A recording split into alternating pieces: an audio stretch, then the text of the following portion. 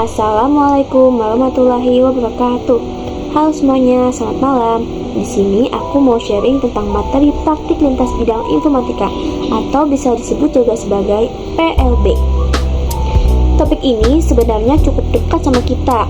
Soalnya di kehidupan sehari-hari pun kita udah sering ketemu sama hal-hal yang ada hubungannya sama teknologi. Kalau ngomongin praktik lintas bidang informatika, intinya adalah bagaimana ilmu komputer atau teknologi bisa dipakai buat membantu pekerjaan di berbagai bidang, entah itu di kesehatan, pendidikan, bisnis, pertanian, atau transportasi. Semuanya udah nggak bisa tuh lepas dari yang namanya teknologi. Makanya, bukan cuma anak informatika aja yang harus paham, tapi semua orang perlu ngerti supaya lebih mudah dalam menjalani kegiatan sehari-hari. Nah, tujuan dari praktik lintas bidang ini pastinya supaya pekerjaan manusia bisa lebih ringan, lebih cepat selesai, lebih tepat hasilnya, dan gak makan banyak waktu ataupun tenaga. Selain itu, teknologi juga bikin proses kerja lebih rapi karena bisa meminimalisir kesalahan. Kalau bicara soal contoh, pasti kita sering ngalamin. Pertama, di bidang kesehatan biasanya kalau kita sakit, gak selalu bisa langsung ke rumah sakit, apalagi kalau jaraknya jauh. Nah, makanya sekarang banyak aplikasi yang bisa dipakai buat konsultasi dokter. Contohnya seperti Halodoc. Jadi cukup lewat HP kita udah bisa tanya-tanya soal kesehatan.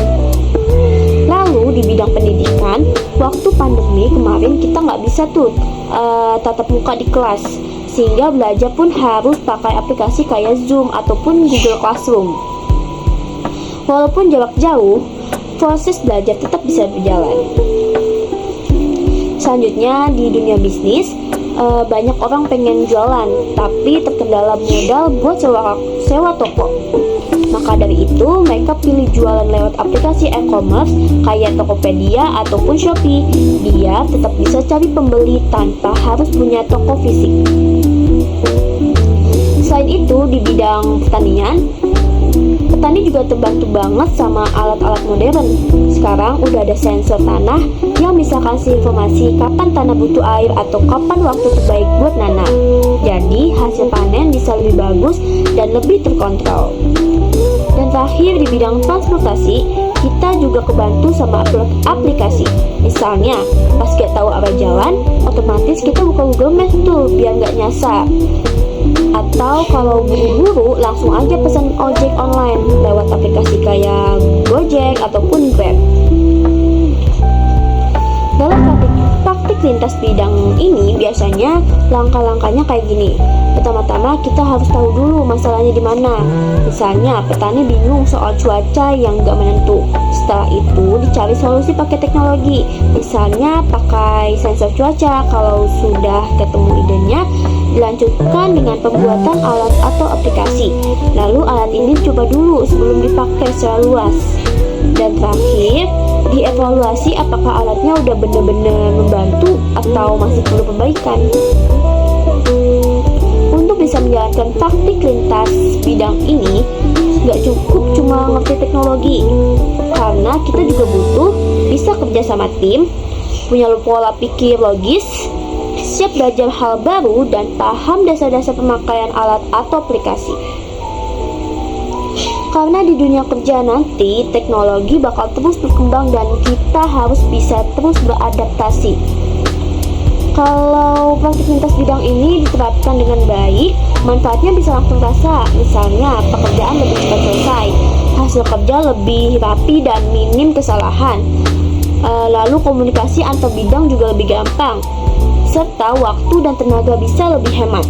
Dengan begitu, manusia bisa lebih fokus ke hal-hal yang lebih penting, sedangkan pekerjaan rutin dibantu oleh teknologi.